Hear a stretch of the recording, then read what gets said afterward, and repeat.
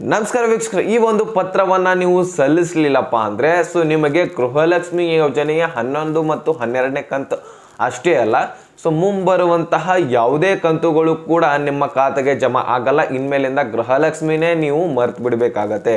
ಹಾಗಾದರೆ ಈ ಒಂದು ಪತ್ರ ಯಾವುದು, ಈ ಒಂದು ಪತ್ರವನ್ನು ಎಲ್ಲಿ ಹೋಗಿ ಸಲ್ಲಿಸಬೇಕು, ಹೇಗೆ ರೆಡಿ ಮಾಡಬೇಕು, ಯಾರು ಈ ಒಂದು ಪತ್ರವನ್ನು ಸಲ್ಲಿಸಬೇಕು ಅಂದರೆ ಇಂತಿಷ್ಟೇ ಜನರು ಇವರೇ ಸಲ್ಲಿಸಬೇಕಂತ ಸರ್ಕಾರದಿಂದ, ಇಲಾಖೆಯಿಂದ, ಮಹಿಳಾ ಮತ್ತು ಮಕ್ಕಳ ಕಲ್ಯಾಣ ಇಲಾಖೆಯಿಂದ ಆದೇಶ ಆಗಿರುವಂಥದ್ದು. ಒಂದು ಆದೇಶ ಏನು ಅನ್ನೋದನ್ನು ನಾನು ಕಂಪ್ಲೀಟಾಗಿ ತಿಳಿಸ್ಕೊಡ್ತೀನಿ. ಕಂಪ್ಲೀಟಾಗಿ ನೀವು ನೋಡಬೇಕಾಗತ್ತೆ, ಯಾಕಂದರೆ ತುಂಬ ಇಂಪಾರ್ಟೆಂಟ್ ಮಾಹಿತಿ ನಾನು ಮೊದಲೇ ಹೇಳ್ಬಿಡ್ತೀನಿ. ಇದನ್ನು ತಿಳ್ಕೊಳ್ಬೇಕು, ಈ ಒಂದು ಕೆಲಸವನ್ನು ನೀವು ಮಾಡಬೇಕು, ಅನಂತರ ನಿಮಗೆ ಹಣ ಬರುತ್ತೆ ನೋಡಿ.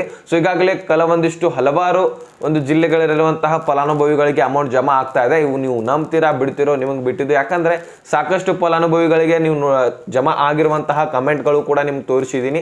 ಬೇಕಾದರೆ ನೀವು ಹಿಂದಿನ ವಿಡಿಯೋಗಳ ಕಮೆಂಟ್ಗಳನ್ನ ನೀವು ನೋಡ್ಕೋಬಹುದು, ಗೃಹಲಕ್ಷ್ಮಿ ಯೋಜನೆಗೆ ಸಂಬಂಧಪಟ್ಟಂತಹ ವಿಡಿಯೋಗಳಲ್ಲಿ. ಅಲ್ಲಿಂದ ಕಮೆಂಟ್ಗಳನ್ನು ವಾಚ್ ಮಾಡಿದ್ರೆ ನಿಮ್ಗೆ ಗೊತ್ತಾಗುತ್ತೆ.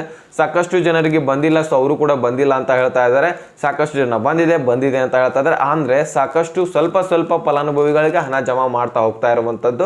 ನೀವು ವೇಟ್ ಮಾಡಿ, ಅಮೌಂಟ್ ಬಂದೇ ಬರುತ್ತೆ. ಹಾಗಾದರೆ ಈ ಒಂದು ಫಲಾನುಭವಿಗಳ ಕೆಲಸ ಏನು ಮಾಡಬೇಕು ಅನ್ನೋದನ್ನು ನಾನು ತಿಳಿಸ್ಕೊಡ್ತೀನಿ. ಕಂಪ್ಲೀಟ್ ಆಗಿ ವಾಚ್ ಮಾಡೋದ್ರ ಜೊತೆಗೆ ಚಾನಲ್ಗೆ ಸಬ್ಸ್ಕ್ರೈಬ್ ಮಾಡಿಲ್ಲ ಅಂದರೆ ಬೇಗನೆ ಸಬ್ಸ್ಕ್ರೈಬ್ ಮಾಡ್ಕೊಳ್ಳಿ. ವಿಡಿಯೋಕ್ಕೆ ಒಂದು ಲೈಕ್ ಕೊಟ್ಬಿಟ್ಟು ವಿಡಿಯೋನ ನೋಡಲಿಕ್ಕೆ ಸ್ಟಾರ್ಟ್ ಮಾಡಿ, ನಮ್ಮ ಶ್ರಮಕ್ಕೆ ಅಂತ ಅಂದ್ಕೊಳ್ಳಿ. ಈಗ ಡೈರೆಕ್ಟ್ ಆಗಿ ನಾನು ಪಾಯಿಂಟ್ಗೆ ಬಂದ್ಬಿಡ್ತೀನಿ. ಇಲ್ಲಿ ನೋಡಿ, ಗೃಹಲಕ್ಷ್ಮಿ ಯೋಜನೆಯ ಈಗಾಗಲೇ ವೇಟ್ ಮಾಡಿ ಸಾಕಾಗಿರೋದಂತರೂ ನಿಜಾನೇ. ಯಾಕಂದರೆ ನೀವಲ್ಲ ಅಷ್ಟೇ ಅಲ್ಲ, ನಾವು ಕೂಡ ವೇಟ್ ಮಾಡಿದ್ವಿ, ನಮ್ಮದು ಕೂಡ BPL ರೇಷನ್ ಕಾರ್ಡೆ.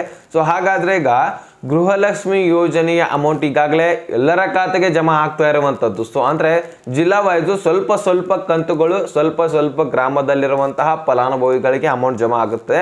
ಅಂತಹ ಸಂದರ್ಭದಲ್ಲಿ ಈಗಾಗಲೇ ಎಷ್ಟು ಫಲಾನುಭವಿಗಳನ್ನು ತೆಗೆದಾಕ್ತಾರೆ ಅಂದರೆ ಸಾಕಷ್ಟು ರೂಲ್ಸ್ಗಳನ್ನು ತಂದರು. ಮೊದಲನೇದಾಗಿ ಸಿಕ್ಕಾಪಟ್ಟೆ ರೂಲ್ಸ್ಗಳನ್ನು ತಂದಿದ್ದಾರೆ. ಆ ಒಂದು ರೂಲ್ಸ್ಗಳ ಬಗ್ಗೆ ನಾನು ಇಲ್ಲೇನು ಹೇಳಲ್ಲ, ಯಾಕಂದರೆ ಹೇಳಿದ್ನೆಂದರೆ ಸಿಕ್ಕಾಪಟ್ಟೆ ಲಾಂಗ್ ವಿಡಿಯೋ ಆಗುತ್ತೆ. ಯಾಕಂದರೆ ಆ ರೂಲ್ಸ್ಗಳು ಭಾಳಷ್ಟು ಇದ್ದಾವೆ. ಈಗಾಗಲೇ ಕೆಲವೊಂದಿಷ್ಟು ವಿಡಿಯೋಗಳಲ್ಲಿ ಹೇಳಿದ್ದೀನಿ, ಹಿಂದಿನ ವಿಡಿಯೋಗಳನ್ನ ನೀವು ಚೆಕ್ ಮಾಡ್ಕೋಬಹುದು.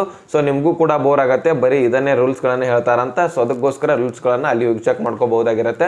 ಈ ಒಂದು ರೂಲ್ಸ್ಗಳ ಮೇರೆಗೆ ಸಾಕಷ್ಟು ಫಲಾನುಭವಿಗಳನ್ನು ತೆಗೆದುಹಾಕರು. ಆ ಒಂದು ರೂಲ್ಸ್ಗಳ ಮೇರೆಗೆ ಒಂದು ರೂಲ್ಸ್ ಹೇಳ್ತೀನಿ ಕೇಳಿ. ಇಲ್ಲಿ GST ಟ್ಯಾಕ್ಸ್ ಪೇ, ಏನು ರಿಟರ್ನ್ಸ್ ಮಾಡ್ತಿರ್ತಾರಲ್ಲ, ಒಂದು GST ಟ್ಯಾಕ್ಸ್ ಪೇ ಆದಾಯ ತೆರಿಗೆ ಕಟ್ಟುವವರ ಒಂದು ಗೃಹಲಕ್ಷ್ಮಿ ಯೋಜನೆಗೆ ಅರ್ಜಿ ಸಲ್ಲಿಸಿ ಎಲಿಜಿಬಲ್ ಇಲ್ಲ ಅಂದ್ರೂ ಸಹಿತ ಈ ಒಂದು ಯೋಜನೆಗೆ ಅರ್ಜಿ ಸಲ್ಲಿಸಿ ಗೃಹಲಕ್ಷ್ಮಿ ಯೋಜನೆ 2,000 ರೂಪಾಯಿ ಹಣ 10ನೇ ಕಂತಿನವರೆಗೂ ಕೂಡ ಪಡೆದಿದ್ದಾರೆ.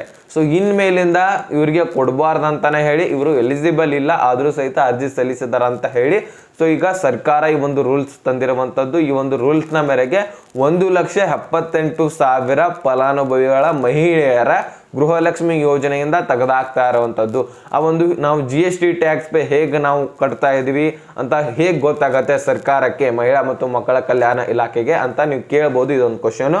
ಅವ್ರಿಗೆ ಹೇಗೆ ಗೊತ್ತಾಗತ್ತೆ ಅಂದರೆ, GST ಟ್ಯಾಕ್ಸ್ ಪೇ ಅಂದರೆ ಆದಾಯ ತೆರಿಗೆ ಕಟ್ಟುವವರು ಅಂತ ಕನ್ನಡದಲ್ಲಿನೇ ನಿಮ್ಮ ಒಂದು ಏನು ಸ್ಟೇಟಸನ್ನು ಚೆಕ್ ಮಾಡ್ತಾರಲ್ಲ, ನಿಮ್ಮ ಗೃಹಲಕ್ಷ್ಮಿ ಯೋಜನೆಯ ಸ್ಟೇಟಸ್ ಚೆಕ್ ಮಾಡಿದ ತಕ್ಷಣ ಒಂದು ಆದಾಯ ತೆರಿಗೆ ಕಟ್ಟುವವರು ಅಂತ ಒಂದು ಮಾಹಿತಿ ಬೀಳತ್ತೆ. ಅಲ್ಲಿ ಬಂದ ತಕ್ಷಣ ನಿಮ್ಮದು ಒಂದು ಏನು ಮಾಡ್ತಾರೆ, ಗೃಹಲಕ್ಷ್ಮಿ ಯೋಜನೆಯ ಅಪ್ಲಿಕೇಶನನ್ನು ಡೆಡ್ ಮಾಡ್ತಾರೆ, ರದ್ದು ಮಾಡ್ತಾರೆ. ಅದಕ್ಕೋಸ್ಕರ ಹೇಳ್ತಾ ಇದ್ದೀನಿ, ಈ ಒಂದು ಪತ್ರವನ್ನು ಸಲ್ಲಿಸಬೇಕಂತ. ಆ ಒಂದು ಪತ್ರವನ್ನು ಎಲ್ಲಿ ಸಲ್ಲಿಸಬೇಕು ಅನ್ನೋದನ್ನು ಹೇಳ್ತೀನಿ.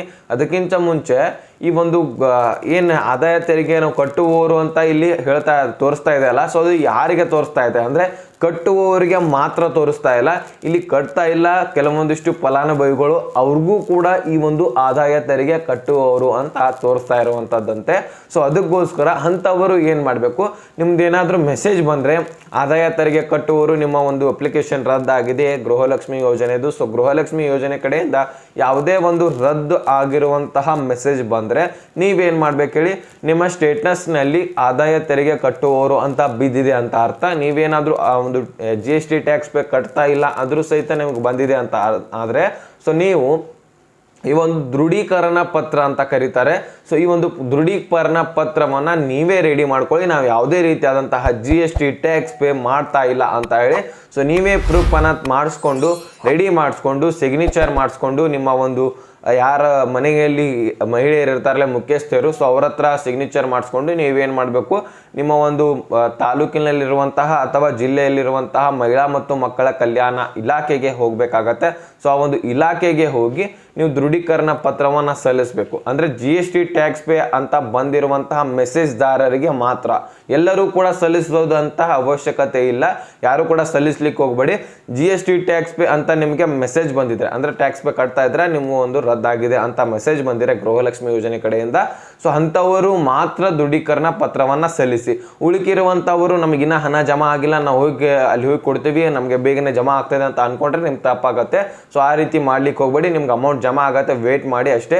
ಸೊ ಈ ರೀತಿಯಾಗಿ ಮೆಸೇಜ್ ಬಂದವರು ಮಾತ್ರ ಈ ಒಂದು ದೃಢೀಕರಣ ಪತ್ರವನ್ನು ಹೋಗಿ ಸಲ್ಲಿಸಬೇಕಂತ ಒಂದು ಇಲಾಖೆಯಿಂದ ಮಾಹಿತಿ ಬಂದಿರುವಂಥದ್ದು, ಅದನ್ನು ನಾನು ನಿಮಗೆ ತಿಳಿಸ್ಕೊಟ್ಟಿದ್ದೀನಿ. ಓಕೆನಾ? ಸೊ ಇದಿಷ್ಟು ದೃಢೀಕರಣ ಪತ್ರದ ಬಗ್ಗೆ ಕ್ಲಾರಿಫಿಕೇಶನ್ ಸಿಕ್ತ ಅಂತ ಅನ್ಕೋತೇನೆ. ಉಳಿಕಿರುವಂತಹ ಯಾವುದೇ ಒಂದು ಯೋಜನೆ ಬಗ್ಗೆ ಆಗಿರಲಿ, ಗೃಹಲಕ್ಷ್ಮಿ ಯೋಜನೆಯ ಬಗ್ಗೆ ಆಗಿರಲಿ, ಸೊ ಏನೇ ಕನ್ಫ್ಯೂಷನ್ ಇದ್ರೂ ಸಹಿತ, ಈಗ ಅಮೌಂಟ್ ಜಮಾ ಆಗಿದ್ರು ಸಹಿತ, ಅಮೌಂಟ್ ಜಮಾ ಆಗಿಲ್ಲ ಅಂದ್ರೂ ಸಹಿತ ಕಮೆಂಟಲ್ಲೇ ತಿಳಿಸಿ. ಮತ್ತು ಮುಖ್ಯವಾಗಿರೋರು ಯಾವುದೇ ರೀತಿಯಾದಂತಹ ನಿಮಗೆ ಕನ್ಫ್ಯೂಷನ್ ಇದ್ದರೆ ಡಿಸ್ಕ್ರಿಪ್ಷನಲ್ಲಿ ಇನ್ಸ್ಟಾಗ್ರಾಮ್ ಲಿಂಕ್ ಇರುತ್ತೆ. ಸೊ ಅಲ್ಲಿಂದ ನನಗೆ ಡೈರೆಕ್ಟಾಗಿ ಮೆಸೇಜ್ ಮಾಡಿ. ಸೊ ನಾನು ಡೈರೆಕ್ಟಾಗಿಯೇ ನಿಮ್ಗೆ ರಿಪ್ಲೈ ಮಾಡಿ ತಿಳಿಸ್ಕೊಡ್ತೀನಿ. ಮತ್ತು ಇಲ್ಲಿ ಕೆಲವೊಂದಿಷ್ಟು ಫಲಾನುಭವಿಗಳು ಫೇಕ್ ನ್ಯೂಸ್ ಕೂಡ ಅನ್ಕೋತಾರೆ. ಸೊ ಅವ್ರು ಫೇಕ್ ನ್ಯೂಸ್ ಅನ್ಕೊಂಡ್ರೆ ನಾವೇನು ಮಾಡಬೇಕು ಬರಲ್ಲ, ಯಾಕಂದರೆ ಸರ್ಕಾರದಿಂದ ಏನು ಮಾಹಿತಿ ಬರುತ್ತೋ ಸೊ ಅದನ್ನೇ ನಾವು ನಿಮಗೆ ತಿಳಿಸ್ಕೊಡ್ತೀವಿ. ಓಕೆನಾ? ಸೊ ಇದಿಷ್ಟು ಮಾಹಿತಿ ನಿಮಗೆ ತಿಳಿದಿದೆ ಅಂತ ಅನ್ಕೋತೀನಿ. ಅರ್ಥ ಆಗಿದ್ರೆ ಲೈಕ್ ಮಾಡಿ, ನಿಮ್ಮ ಸ್ನೇಹಿತರಿಗೆ ಶೇರ್ ಮಾಡಿ, ಹಾಗೆ ಸಬ್ಸ್ಕ್ರೈಬ್ ಮಾಡಿ ಅಂತ ಹೇಳ್ತಾ ಮತ್ತೆ ಮುಂದಿನ ಮಾಹಿತಿ ಸಿಗೋಣ. ಸೊ ಅಲ್ಲಿ ತನಕ ಬಾಯ್ ಬಾಯ್, ಟೇಕ್ ಕೇರ್ ಫ್ರೆಂಡ್ಸ್.